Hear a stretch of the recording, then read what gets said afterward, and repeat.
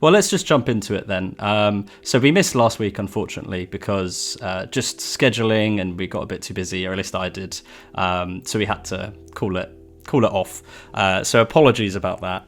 But what we'll do is we'll just quickly recap our feelings and thoughts on that episode, just in whole. And how did you feel about the episode in general, anyway? I enjoyed it. The pace dipped, but again, that happens. You can't maintain the speed it was going at, but I liked the idea that there really was a hope for them if they stayed put, and they both decide not to, in different ways and at different rates, but they could have both chosen to live in that commune. There was safety there. Yes, getting her to the people with the cure is important, but they could have both survived there. I believe they could have survived there, and the fact that both of them move on and want to move on is very telling about their personalities in different ways, but it's very telling about their personalities. I enjoyed meeting his brother as well. Again, that was nice. Yeah, there was that moment where Joel's breaking down to his brother. It was unexpected, actually. That's not really from the game. He doesn't break down in that way. He's a bit more stern like he was earlier in the episode. But it was quite nice because, he just feels like he can't do it. And there's all this trauma, I guess, like with his daughter. But you called that, actually. You said a breakdown was coming for him. Yeah, and it did. And Pedro Pascal did a great job. Yes. Did you think then, actually, before we move on to that bit, it was nice, it made me laugh when Joel does go back and he's like, well, listen, you should be going with Tommy, and then Ellie's like, I'm going with you, and she throws a bag at him. That was quite funny. It was quite sweet. That was funny. I like that resentful connection that people can have in films sometimes, where they don't really enjoy the company of the other person all that much, but they know they need that other person one reason or another. Normally in a film, you've got one walking away, sighing, turning around, storm back in, going, all right, we're doing it together, and you get that kind of thing. Here, we kind of got the equivalent of it, but it was Joel doing it in an unexpected way at the end, where he just rocks up and he's like, yeah, I'm going with you. Yeah. I questioned Joel's character more than ever 5-10 minutes before that, where he was willing to put his brother, whether or not he believes his brother could do it, he put him in harm's way when he knows he has a wife, commitments, a life, and a child on the way. And he was willing to put his brother out there. Yeah, but I think that you're right. Like but he comes to his senses, right? That's him trying to push it away and hide from it, and all of these feelings he's got and everything. And yeah, you're right. Doing that to his brother, who is someone he loves. I think maybe there was a slight resentment, when he says, I'm having a kid, I'm starting my family, just because your life ended doesn't mean mine should, that sort of thing. I think there was a little bit of, it was tough for Joel to take, but then he slept on it, and I think he came to his senses. I think you're right. If it stayed that way, then it would have been a bit maybe is this really what Joel would do?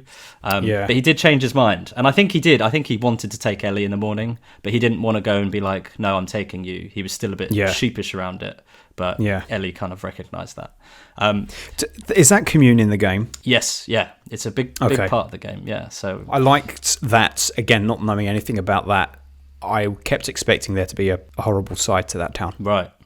Okay. And maybe there will be in the future, but that never revealed itself. It was like, no, actually, this is a commune. I thought it was going to be culty in a way, and it wasn't, which was nice. And let me ask you this before we move on to the next episode. It's nice in a way that we didn't talk about the episode because I'd have to try and keep quiet, but did you think Joel had died? Or no, I didn't. It was too early for that sort of shenanigans. And if he had, from this non-entity, this extra running up and stabbing him, come on. How disappointed would everyone be? I know.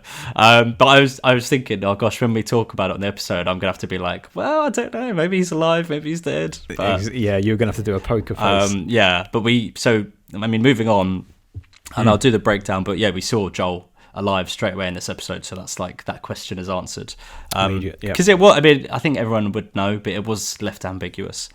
Let's move on to the actual episode then. Episode 7, which is Left Behind, which is the name of the DLC after the first game. So you get Left Behind, which is basically this episode. It's Ellie's backstory. Oh, is that right? Yeah. Okay. Yeah, so it was like a little mini game that you could buy after the game came out.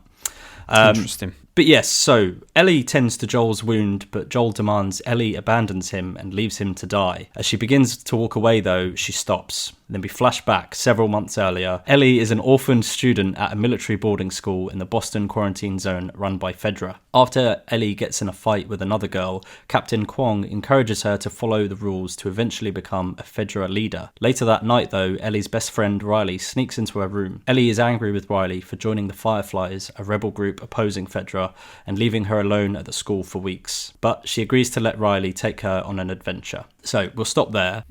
This is, I think, a big theme of the episode. It's about choice, and right at the beginning, Joel's saying for Ellie to like go back to Tommy, to the commune, whatever it is, and abandon him, leave him to die. And she originally, I think that's what she's doing anyway, she goes upstairs and is about to do it. But then obviously this whole episode is her thinking about this moment with Riley and everything that happened there, which obviously informs her decision later on. Which I thought was it was a nice way to work it in, because obviously, like I say in the game, the Left Behind is just a DLC, it's just a backstory. But it's nice to have it fuel this decision for her to stay with Joel. It's a good creative decision. Yeah. Not knowing that was downloadable content, that it's smart to put it at this stage of the story. Yeah. I was taken aback, and I don't know how I feel about the fact that she was in training as a government agent soldier of the state, right?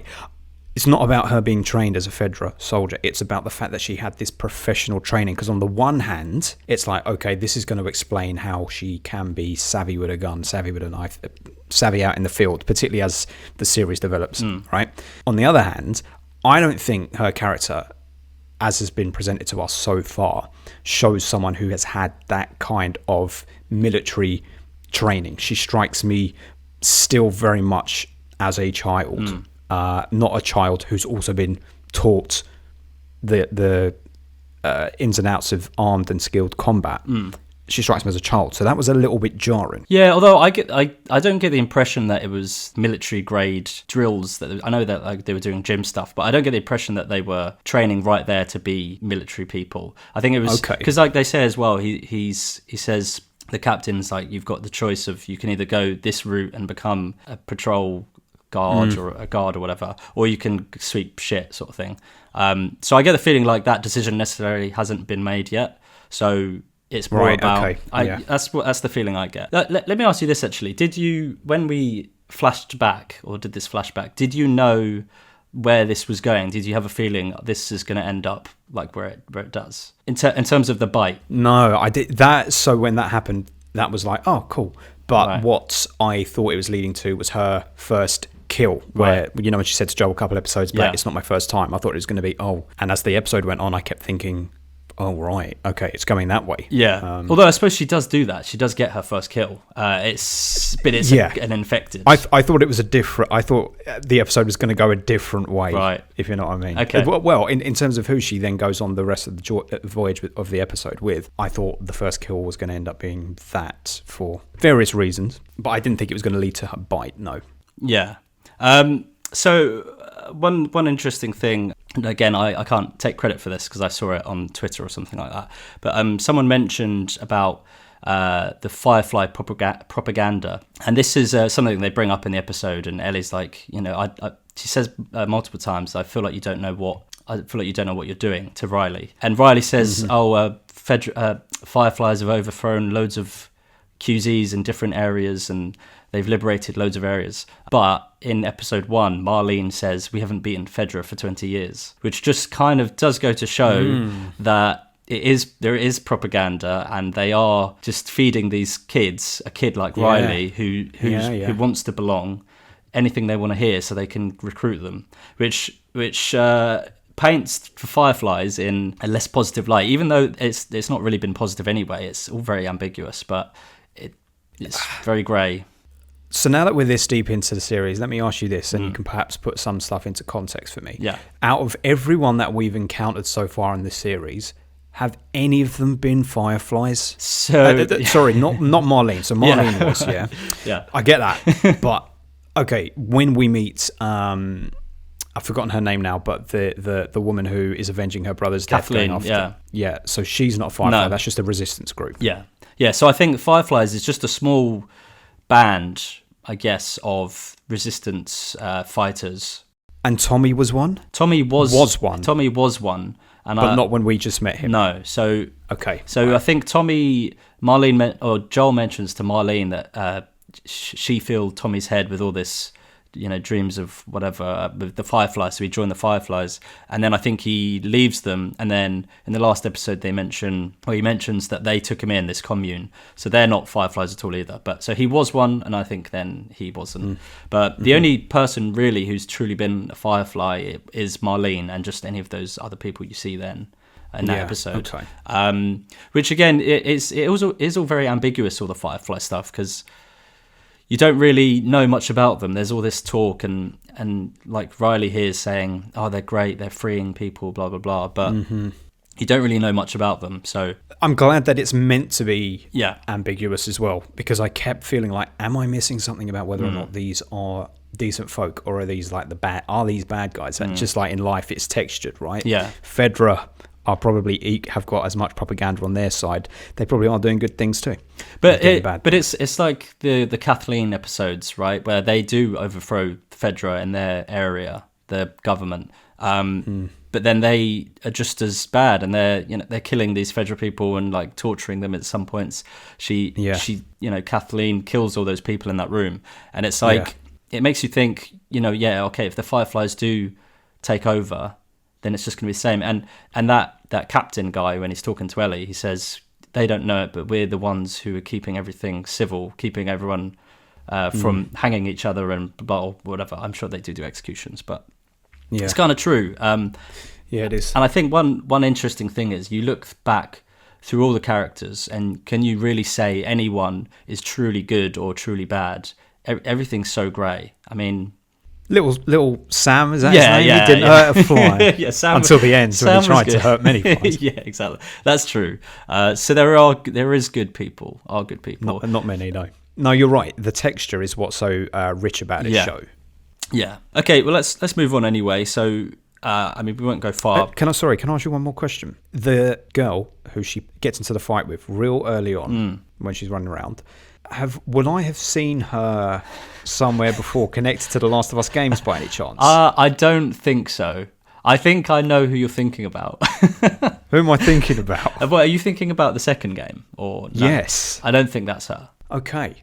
She looks remarkably like her. I did think that and had that thought, but I can't see that being connected. And it's a different name. But it's not the actress who plays her. No. Okay, God, that's weird then. So they head inside to an abandoned mall, and Riley turns on the power, which makes Ellie marvel at the colourful storefronts. Riley reveals it's just the two of them, and that she plans to show Ellie the four wonders of the mall: a carousel, a photo booth, an arcade, and a Halloween store. But not before Ellie adds one more wonder: a working escalator, or moving stairs, I think she calls it. We'll just talk about this whole mall section before we get to the ending. We've talked a lot about like life persisting even in this world that's descended into chaos, and with like Bill and Frank, you've got, I mean, to be fair, this is like a love story here as well, but you've got like a love story, and people finding love, and even despite all of this stuff. And here it's funny because they're both teenagers, and it's mostly at a mall or a shopping centre, which is where so many teen dramas are set. But it's funny because obviously it's not the same, but it kind of is the same, because everything's in disrepair, everything's looted and broken and smashed, but they still do all these teenage things. But for one, they break in, which is very like teenage and rebellious, and then they drink alcohol, they do like a photo booth, and I just thought it was really lovely. Again, a snapshot into teenage life, still being there. Like, that doesn't go away just because of the way the world is. They're still curious and teenagers, essentially. And when those lights turn on and Ellie's just her face, it's great shot. Yeah, a great shot. Wonderful. It didn't make me tearful, but I was close to being a little bit. I don't know why. I just thought, oh, this is so wonderful. God, the things that set you off. You're an enigma. I know. It's too easy. What did you make of this? Guess what, mate? We have finally, 7 episodes in, found the pinch point where me and you split off in opinions. Okay. It is not because everything that you said, great. The way that you've just read that, I enjoyed hearing that. Makes a lot of sense. I almost needed to hear that. Because watching it play out, it felt really inauthentic to me. Really? Okay. Mainly because of Riley. Mm-hmm. And I don't know, it's not putting any shade on the actress. I think, I don't know, the dialogue for both of them was pretty bad throughout. I could see what they were driving at, because it's both you've fucked off and left me, but at the same time, I'm quite attracted to you. So we've got this flirtation. So we're going to be doing this flirtatious dance, playful dance, but at the same time, I'm kind of anti you. But it all felt real clunky and on the nose to me. Like all the scenes you mentioned, the drinking on the carousel. It's like, the thing is, kids haven't had the life experience to know what it is to be drunk. So telling a child actor one way or the other, right, we need you to convincingly be drunk. Watching it was just painful, man. I'm like, this is not how you would be. You'd be throwing up. That stuff must be strong. In the they were doing whiskey straight out the bottle. I know how I'd be. They're going on a carousel and they're on whiskey. Anyway, that's a side point. But just the interactions in the photo booth, it felt like at that point, I knew they were setting us up for a tragedy, but it was so on the nose about it. It's like, let's make these goofy faces. Oh, maybe I'm going to kiss you. Let's walk past these shops. Let's go and play the video games. It's like, and to a point, Ellie was actually grating on me. Really? Because she was so childish. And now that I'm talking this through, I can kind of see the method behind the madness, because it's like that childlike innocence that was kind of robbed from her, she suddenly got it all in one. So she's super excited. So I've kind of talked myself out of that circle a little bit there, but I did still find it a little too hype. I thought she was pitched very hyper, and I thought that Riley just generally wasn't a very interesting character. I think, I do see what you mean. For me, with the whole point with Ellie is this is really a tipping point for her, where she experiences this trauma. I mean, she obviously lost, we don't really know anything about her parents, but we know she's an orphan. But she has this horrific moment where she loses her friend, and she obviously survives, and her friend goes. I feel like this was a moment where her innocence gets robbed of her a little bit, and she does grow up a tiny bit, even though she's still youthful and everything in the next episodes we see, or the next times we see her. I think for me it does make sense that she is a little bit more like in awe with all this stuff, because she hasn't gone through all of that we've seen. You're right. You are right. Yes, it's true. I think that it just was a little too much for me. I get why they had to do that. I found it a little too much because we spent so much time with. I don't like spending time with kids in TV and film too often, because too often it's like, come on, let's get with some adult stuff. But I get the point of it there. It just outstayed its welcome a little too much. Each scene was like, now we're on the roundabout, now we'll go into the photo booth, now we'll go to the arcade, now we'll go and look at the lingerie, and it's like always just one step too far. I liked it. Well, I'll tell you what I did like. I really wasn't liking it, and I was actually getting ready to come. I obviously wasn't going to go, oh, this show's shit, but I was going to say I'm real disappointed that they've chosen this episode for this moment where they leave us on a cliffhanger with Joel to then just reset the deck a little bit. But what I really liked, and it's that Hitchcock factor, is you don't suddenly have a bomb go off in the middle of a scene. You show the audience the bomb, and then you spend 10-15 minutes focusing on the conversation above the table where the bomb is, and that's what they did with that Infected. And that, when he brought that into the show, into the episode, I'm like, okay, now I'm here for it, because now there's some stakes in what's going on. So I was going to bring that up. That whole shot as well was wonderful, because you're are they on the arcade, and it kind of slowly drifts away, and and it's all dark, and that was I really liked that. Interesting that you say that though, because now I'm thinking, because I knew this was coming, I know they're going to get attacked by a clicker or an infected. That bomb is already there for me, so I know it's coming, so everything that's happening I can see it. But I suppose for you're kind of wondering, oh well, there's no infected down there, we're just having this wonderful day, blah blah blah. It's like a bit grating.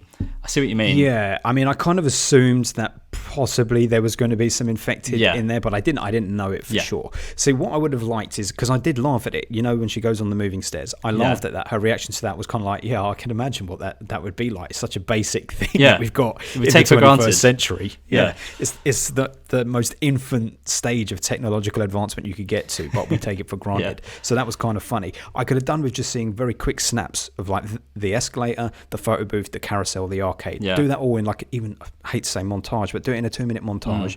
I've suddenly got that, and now just give me some dialogue, give me some depth of things. But it was just all just too dragged out for me. Okay. It's interesting. Yeah, I think you learn here about Ellie's, again, and I spoke about the whole thing is like the choice that Ellie makes. Ellie's been abandoned a lot, not through choice, but her parents have left her. Riley here is choosing to leave her to go with the Fireflies, and then she dies and is taken away from her without her choice. And then like in that previous episode where Joel was going to leave her and she says, everyone's left me, everyone except for you, and it's really a tough pill for her to swallow. And I think that's what this is kind of illustrating. It's showing she's got this trauma here and this trouble, and it's the whole choice that she makes. Joel tells her to leave, but because of all this, she's been abandoned so much, she's saying, no, actually, I'm going to make the choice to stay. Yeah. And also, so at the beginning of the episode, the captain guy, the teacher or whatever, he gives Ellie two choices. He says, you can either keep breaking the rules and have the shit jobs, or you can follow the rules and become a guard like me or whatever, a captain.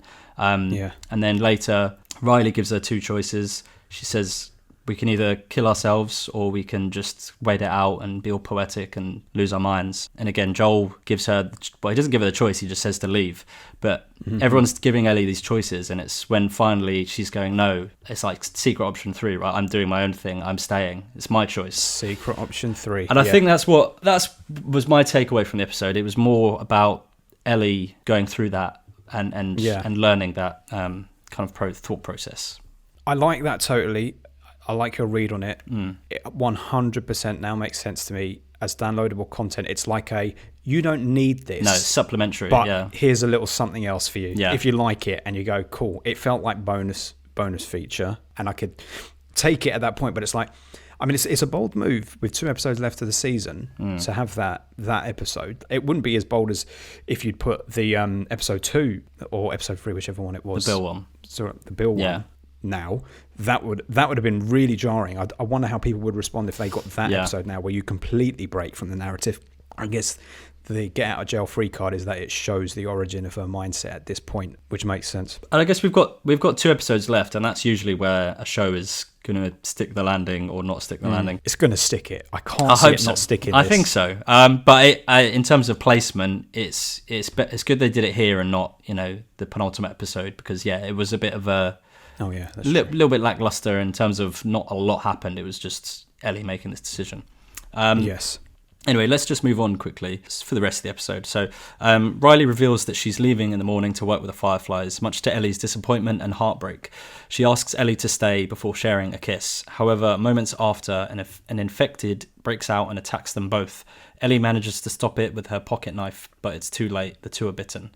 In the present, Ellie frantically storms through the house, tearing through drawers, trying to find something that will help Joel. She finds a sewing kit and closes the wound. She's staying to help. So that kind of goes through the rest. I thought it was exciting, and do you know what? I don't know if you didn't like it, but I thought Ellie's performance, she's very tearful through a lot of this. And there's a lot of childlike glances and looks that she gives to Riley, and I really loved it. I thought I really liked Ellie in this episode. It's fine. I get that. I do. I get that, right? But I'll tell you this: for everything that I've said about Ellie in this episode, and I do find, I think it's pitched somewhere between. I didn't like how they presented her character. It was too much, and I also didn't really like how Bella Ramsey performed it. I think it was just a little bit too OTT. But 2 things. One, her reaction when she sees the bite on her arm was fantastic, because it was like the opposite of everything we'd seen in the episode so far. It was like genuine horror, terror, fuck, I'm going to die. That this is the end. Well, not even die. This is the end of me. Yeah. But secondly, the final shot as she is stitching Joel up, and it cuts to the credits, and that song plays. I don't know what the song is, but it's just beautiful.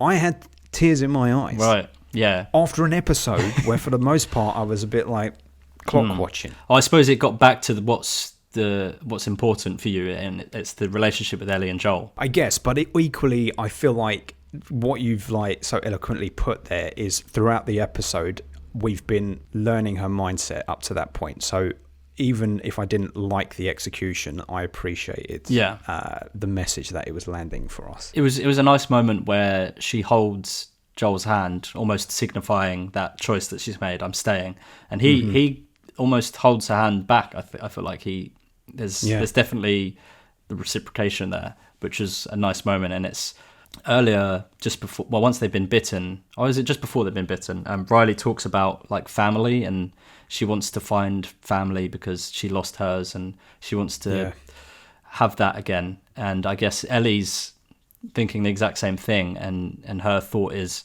this Joel is my family now. You know, they've been traveling for so long together, and even though Joel was resistant, I think that's both of them thinking, you know, we're not cargo, I'm not cargo, she's not cargo. Evolved past cargo. Yeah, exactly. All these couples that we've seen throughout the show of people that are relying on one another, finally they're getting to a point where actually they do need each other. Yeah, and they care for each other. Yes. So let's go just to the bit where the zombie breaks out, or the infected breaks out. You obviously know it's coming. They share that kiss, and they're obviously very giddy. Ellie's very giddy, which I thought was sweet. Because you didn't. I certainly didn't. Grumpy old man. But and then it was nice that they have that moment of like just tenderness, and then all of a sudden zombie infected breaks out and attacks them. I was looking, because I know they obviously both get bitten. I was trying to find, I was like, can you actually see them, the infected guy bite them? But I feel like you couldn't, but I guess that's fine. I didn't see it because I kept looking for it to be Riley. Right. Obviously Riley got bit as well, but I kept looking for Riley's bite in the fight. Didn't even think about the fact that this would have been where Ellie's Genesis bite came from. I mean, just think about how awful that must have been. She gets bitten with her friend, and she thinks, well, at least we'll die together. And we'll have each other, and then she just never changes. And that's fucking we horrible, obviously don't know what happens after. I can assume maybe she stayed and Riley did like a Sam and then she had to shoot her. I don't know, or we might see. I don't know, but so I didn't even think about that, because that would go to my idea of what I thought her first kill was, which would have been killing Riley. Because I always assumed the trajectory of the episode was Riley will be bitten and then Ellie will have to kill Riley. Right. Yeah, but that could still happen, I guess. Because I think at some point we're going to see Marlene again. And I didn't make the connection. She mentions I couldn't her. work out. Yeah, I couldn't work out how Ellie goes from this to being in Marlene's hands. Yeah, so we might. I feel like we potentially will see. I don't know if it'll be a flashback or whatever, but we might maybe see this, what happens after, where Marlene finds Ellie. I don't know if we will. Yeah, but so I mean, overall, that's pretty much everything, and it sets up. I guess Ellie's now has to look after Joel as he's dying. Yes. I thought one thing I did say or think, Joel looked way too healthy, like to be dying. Someone who's been bleeding out for a fair while. Like, are they not going to like put loads of make him like look really pale? He just looked fine, apart from like the blood.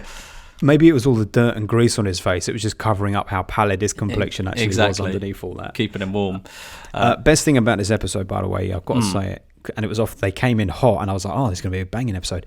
Playing Pearl Jam on her headphones when she's running around. Pearl Jam, mate. That's a winner every time. Well, listen, every time. Pearl Jam has a big part to play in The Last of Us. Really? Yeah, in terms of, there's a song that gets used, and it's a Pearl. I mean, I don't really know Pearl Jam that well, but I've listened to the song many times. Mate, that's tantalising news. Yeah, I don't know if it's more. I mean, it's not really a spoiler, but it features more in the second game. So this is probably more a little Easter egg of like, fantastic. This is something music to come. One thing that was interesting as well, lots of 80s music in the mall, which is obviously Danger, and I guess Danger was coming. Lots of Aha featured. Spotted. Lots of Aha, yeah. Very on the nose 80s music again as well. I did keep thinking, actually, when they were in that mall, this is what Stranger Things would be like if it committed to a slightly more mature audience. Yeah. Because we know that Stranger Things goes for horrific and bloody and whatnot, but ultimately they know kids are watching that show. Yeah, that's true. This is what it would be like if they absolutely said no kids can watch this show. Yeah. Well, kids were just having nightmares because everything ends horribly. Everyone you meet is just going to die. Another episode where someone we meet literally dies. Yeah, it's the theme. But yeah, so overall then I think I do think it was a slower episode, but I still enjoyed it. But that's just because I can't help but love everything about The Last of Us. That's all right. But I can appreciate it was a little bit, I don't want to say filler, but it definitely felt like more's coming. This is a step back. It's going to take a little bit slower, maybe just drop the pace Absolutely. a bit to then pick up for these final 2 episodes, which hopefully Absolutely. will be explosive, and who knows. I agree. And I would not say that it was filler. Like, my criticism were mainly just me being a little bit impatient with the childlike narrative between the two of them at that point. All that withstanding, I still think it was a good episode. It was good. I enjoyed it. I didn't not enjoy it. I would have liked to have seen it maybe be 15 minutes shorter, and let's spend 15 minutes back in the real world at the end, you know? Yeah. Okay, well, yeah, that makes sense. But I think we're going to get it. We're going to get it in the next 2 episodes. I know. So it's cool. Have you got any idea or any theories about what's going to happen? Yes, but I don't want to say it in case people, because I don't know. Again, this is what's really weird. Even though I didn't play the game, there's a little bit of osmosis that I've picked up, cultural osmosis, and I don't know if that is what's going to happen. But if I were to put that to one side, I would say that we are getting to the point now where Joel is going to, well, he'll recover from his wounds. Ellie will somehow have to nurse him back to some form of health. She'll probably have to learn how to drive, and then she will deliver both of them to their destination, which will be the final episode. Yeah. Well, will they find the Fireflies? That's the thing, because they weren't, for whatever reason, at that, was it a university or something? That's right. In the last episode, so yeah, we'll have to see. But no, I'm excited, man. I'm excited. I can't wait. Do you know one thing I saw, apparently, I don't know if this was just a meme and people trolling, but I saw the last episode is apparently like 42 minutes or something, which is quite short. You'd think they'd go hard and massive one, but I don't know if that's... Maybe they are going to go massive, but all the way through 42 minutes. Yeah, well, that's it. It'll just be non-stop. Fuck. Yeah. Well, that's 10 hours. We'll have to see. But cool, yeah, we'll leave it there. And sorry about missing last week's episode, but we'll catch you all next week. Yes, we'll catch you next week and we'll give you all the good content. Exactly, yeah. We'll make up for it. Cool. See you later. Bye. See ya.